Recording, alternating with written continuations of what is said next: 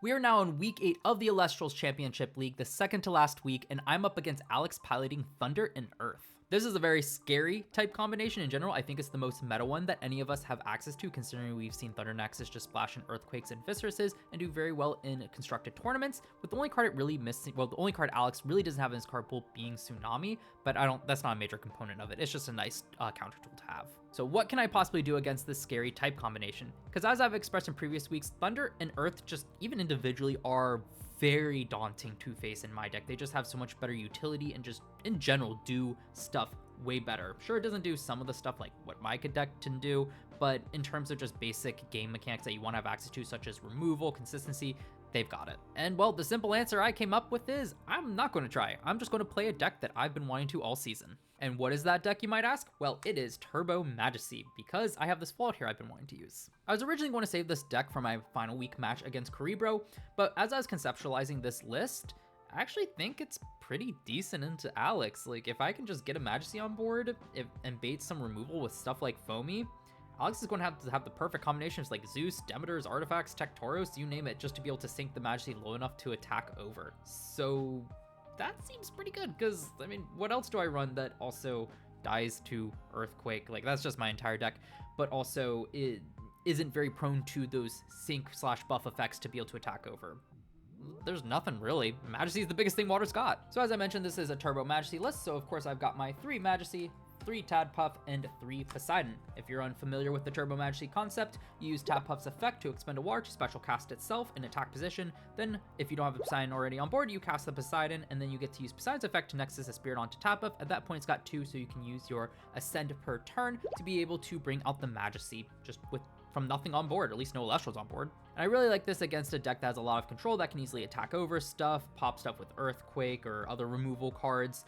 I just can't guarantee Elestral be on board especially if I don't have any back row. So just being able to have a way to bridge up into that Majesty off of nothing, I think will be huge. But I think it's also important to note that the only real one card I need is the Majesty. Without it, I can't do the combo. I mean, it's literally built around it. But in terms of Poseidon and Tadpuff, as long as I have one of them and Elestral on board, that also works. Because Elestral on board plus special cast Tadpuff, I can just combine all the spirits into Majesty, or an Elestral on board plus Poseidon Nexus, same deal. There's some pros and cons to each way of doing that, but it is nice to know that I don't have to see exactly these 3 cards. I really just need to see Majesty and one of these cards to be able to get it out. As I mentioned earlier, Foamy is a great way to bait removal, so I do run 3 copies of it, just because it gets so much value off of its effect. It's a common target for Earthquakes, Poison-tipped arrows, you name it. So just being able to eat those, or even like a Gorgon's Gaze, is phenomenal, because that means less answers to the Majesty. PTA and Earthquake are, of course, the obvious ones, but in terms of Gorgon's Gaze, a lot of times what can happen with the Gorgon's Gaze is they just Gorgon's Gaze the Majesty, sink it with Zeus, or buff it with Demeter, and just attack over it, because 6 attack is not that big. But when it gets attacked from its effect, that's when it gets a bit scary. So Foamy just being able to keep Alex off those copies and just tell him you need to draw into another one to deal with the Majesty, I think definitely is the way to go and the best chance I have to be able to win this week. I say the best way to win this week. I can't think of anything better. I don't want to say that it is the best thing, but definitely with this strategy, I think it's the best way to approach it. I still run part of my 5 guys core just to round off the Elestral slot. So 2 Nakaruff, 2 Smoltuga, and 3 Galaxy. Galaxy is the most important one here, so 3 copies of it, as it's just a great way to get some great attackers. And mainly, I really like with Majesty. Ideally, I have Majesty and Galaxy out, because that gets Majesty to 14 attack, so it scales a lot faster than just trying to get spirits onto board, meaning that it's a lot harder for Alex to be able to drop its stats and buff his own stats to be able to hit over it. But on top of that, it also just makes Gorgons not really an effective out, because what do? You would have to Gorgons the Galaxy to switch it most likely to its lower stat total, and even then, Majesty would still be at minimum a 10 attacker. So it's a very awkward situation to be in. And of course, I still got Foamy to bait out the Gorgon's Gazes, so again, that's more pressure on those Gorgon's Gazes, more cards demanding it, which is kind of the ideal here. Just have too many cards that Alex wants specific answers to where he can't possibly stop them all. And of course, just on a lower end, just for a beater strategy, this is also pretty good as well. Doesn't really play too, doesn't get hard answered by PTA. There's a ton of other stuff. We know the usual stuff here, but I did drop Nakaruff and Smoltuga down to 2 copies each, because I do like this to simply just get some bodies on board while I dig for my Majesty combo, but past that, it doesn't really help me towards it. And since Thunder and Earth have a lot of ways to just easily attack over stuff, these high stat totals really aren't as relevant into this matchup, so I didn't really want to focus on them. I'd rather some extra utility and cards to help me fulfill my main goal, but still, I do like them as like an intermediate plan just to round off that one cost space to make sure I've got plenty to still be casting stuff out and doing stuff on board. As for the rest of my Elestrals, I run 2 Aphros and the 1 Sluggle. So 2 Aphros, I'm already running Poseidon, so let's just get some draw going. If I can find both Aphros and Poseidon at the same time, draw is great. That helps me find my combo. That helps me find more cards to be able to play. It's just good in general. And then the 1 Sluggle, just because I've run Foamy in here and I like a great way to recover spirits. It's also, if like I bounce something back with a shield, just be able to throw out a Sluggle when I don't need to necessarily attack over anything. Just kind of beef up my spirit deck. That's also quite nice. These cards just kind of fit in very well, but also aren't like main strategy components. Like I don't want to fully commit to Aphros despite the draw, because I have no way of searching out my Poseidon. So that gets a bit awkward if I have an Aphros, but no Poseidon in hand. And since I do have access to this through Foamy, if it goes off, I'm okay with it. So it's just a nice bonus on top of what I'm already running, but I'm not focusing on these guys. Moving over to the runes, I do run the 1 Trident of Poseidon. I'm already running Poseidon, so might as well. I mean, dream is just to go into my Turbo Majesty play, throw down a Trident, and I can safely start attacking and I'll have to worry about shield. How likely is that? Well, obviously not really, since I've got the 1 Trident, but none of the pieces for the Trident lock are searchable, so I didn't really want to commit more to it. Like, I really don't want to have a Trident sitting in hand, especially without a Poseidon, much less multiple Tridents, especially since I'm not committing more to the Aphros as well. It just feels bad. So I could see possibly sometimes wanting to find a Trident, but also my deck isn't explosive enough to really justify locking down the counter runes for the 2 spirits. I just say, all right, cool, Trident lock, and my opponent goes Earthquake. Doesn't feel that great. So ideally, hopefully I find it if I have a Poseidon in hand, just to kind of get in that pressure, maybe use it at a crucial moment, hopefully with Majesty, but I'm also not bricking on, I'm less likely to brick on it, much less multiple copies of it. It's really just an extra little oomph to the deck, buff to the ceiling. As for the counter runes, I run 3 Tsunami, 3 Gorgon's Gaze, 2 Poison Tipped Arrow, and 3 Shield of Achilles. This is a pretty standard lineup for even competitive decks. Tsunami just for position control. This can help me switch a lot of those more offensive Elestrals to their defense to more easily attack over it, which is nice, while also protecting my Elestrals, because as I said, just keeping Elestron on board means I only need Majesty plus Poseidon or Tap Buff to be able to go into it. So that's nice if that lines up. Gorgon's Gaze, this needs no introduction at this point. This card's just going to be crucial. I really will want to see this if Alex gets off Spark and Hand Rip, because that is going to be the death of my deck, but frankly, most of the time that's the case anyway, so I don't want that to be a reason not to play this deck. Just hope I have the answers to it, and well, Gorgon's Gaze is way more versatile to that. The real thing to talk about is 2 PTA versus 3 PTA, and then opting to go for the 3 Shield. So against the Earth Beaters matchup, I think I like Shield a bit better because there's less on-cast effects to kind of repeat versus Thunder. I don't know if I really want to give him back Illichix and Toxion's and whatnot, but at the same time, generally speaking, this is better, even if I'm bouncing those on-cast effects, because like Poison Tipped Arrow against especially Earth Beaters, more aggressive decks, it costs too much because it doesn't necessarily stop the spirit damage, unlike Shield of Achilles. So that's the main difference. So this I do have PTA in the side deck, which I'll discuss later to change around between the different matchups. But in general, this is usually a bit better, and I would rather have Shield re-give Alex an effect to use, but protect my spirit deck, than necessarily him go Earth Beaters and me just kind of get run over and stuck on PTAs anyway. So that's a choice there. I probably explained more than I needed to have been keeping up with any competitive lists, but that's what I chose to go with. Finally, the Invoke runes of the deck are 2 Ambrosia, 1 Drops, and 3 Resting on Your Laurels. I've really been preferring 2 Ambrosia as of recently, mostly because these decks aren't really just trying to outlast, stall the opponent. I definitely think there's decks where 3 makes sense, but I have a feeling with this deck, if I'm so far hard behind on spirits I'm wanting like another Ambrosia, most likely I'm losing anyway. So just 2. I still like to see them, gives me that extra oomph in the end of the game, which is quite nice. Like, it's still a powerful effect, I just don't think it's a 3 of want to see 3 copies of it kind of card. So that's my justification for 2. 3 Resting on Your Laurels though, because it's my premier way to get caught up on board, and I expect to need to do that a lot.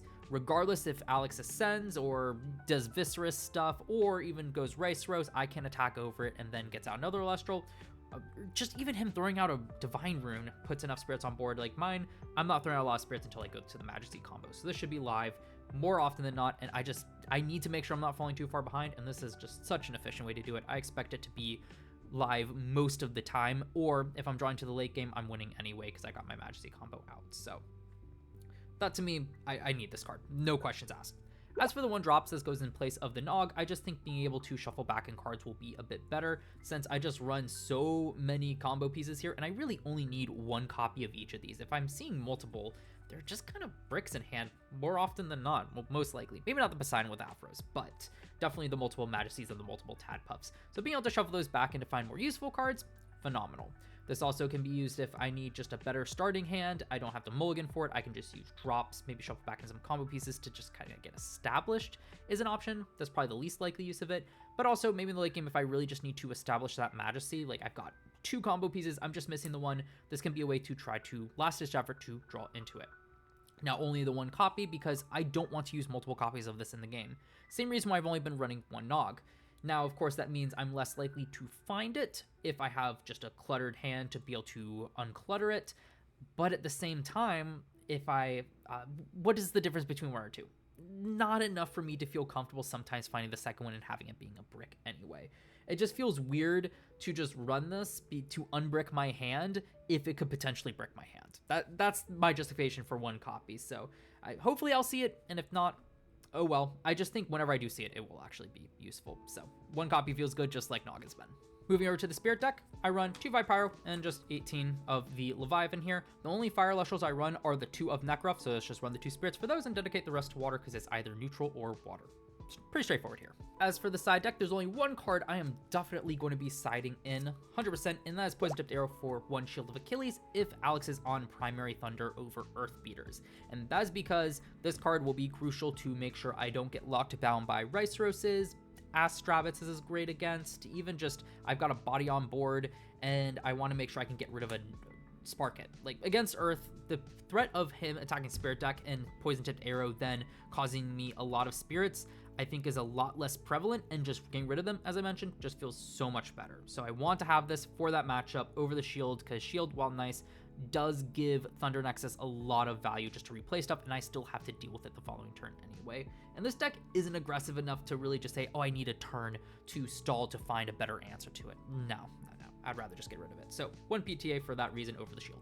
As for the rest of my side deck, I run 2 Molstation, 2 Sluggle, 2 Veritako for the Elestrals. This will go in place of my 5 guys core if I really feel like it's underperforming and that these guys can perform better. Molstation notably can help hit over stuff like Astrabbit or just other 5 attackers at the cost of 1 spirit or in combination with Majesty, and it's just a harder wall to deal with if Alex doesn't want to have to sink resources into it. Well, this card pretty much just says, hey, sink resources into it, which is quite nice.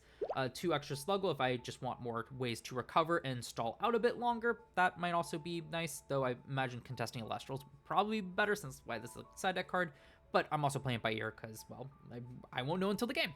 And then 2 Veritaqua just for some defense position ways to easily deal with the defense position stuff. Maybe if Alex playing really defensive, I can side those in to punish him for it. I just don't love it because I can't search out itself or Tsunami, which is the main combo with these 2. So I don't expect to side it in, but it's there if I need it. But then moving over to the runes, I run the 1 extra Trident of Poseidon, 3 Pandora's boxes, and 1 Rise from the Ashes. This is if I really feel like I just want that extra Trident in my deck to set up Trident Lock a bit more consistently. I don't expect it, but there's space to fill, so I figured, that works. Maybe I just need an extra Nexus Bank for Afros. We'll see in game. 3 Pandora's Box if Alex is on something real crazy, maybe like, say, Timber combo, Signetric, just something I need to keep him off cards, especially in Thunder. Like, this can be very versatile. It's just not very cost effective, which is why I'm not main decking it. But if I really need it just to stop some crazy stuff, it's there. I can side in however many copies I want. And the 1 Rise from the Ashes, because if I include the 2 more Sluggle, I'm going to add in Rise from the Ashes, because this is an extra combo piece for Majesty. Now I only need 1 Tadpuff or Poseidon, Majesty, and Rise from the Ashes, and that way I can go Rise from, Sluggle, and go from there, pretty much. The reason I don't really want to use this without Sluggle is just too much of a spirit sink, especially if Alex does have the answer to the Majesty. It's just not going to be cost effective for me at the end of the day. Like, if Alex is going to answer this, I want to make sure it's as costly as possible. So even though it's answered, I can still close out the game from there because he's sunk so many spirits. So being able to just refund Rise from the Ashes with Sluggle is pretty much the only situation I really want to use this card in. So that is it for my deck profile. I don't know how this is going to go, frankly. I mean, I'm up against probably the most competitive deck, and I've said time and time again, I really think my elemental pairing is doing me no favors at all. But there are some fun things to do, so I figured let's round off, at least do the second to last week super fun. I'm probably going to do something fun next week as well, because why not? That's the reason I'm here. So we'll see what happens. I'm hoping that this is a good enough Majesty build where I can hopefully get off the combo, hopefully not feel like I'm just absolutely losing. And if I do feel like I'm absolutely losing, I hope it's just because it is Thunder Nexus Earthbeater stuff and not because my deck building was bad. But now I want to hear from you all. What do you think of my deck list? Is there anything that you would run differently that you think is a miss? Let me know down in the comments below. You can find all my fellow ECL participants' channels linked down in the description below. Alex will be right at the top as he's my opponent for this week. Also down in the description is the link to my ECL playlist. If you missed any content, you can find it there. Also have the playlist linked up in the card above. If you've enjoyed this video, please consider leaving a like, subscribing, and turning on the notification bell so you're notified when I do upload more content. But with that being said though, look forward to more content coming out real soon.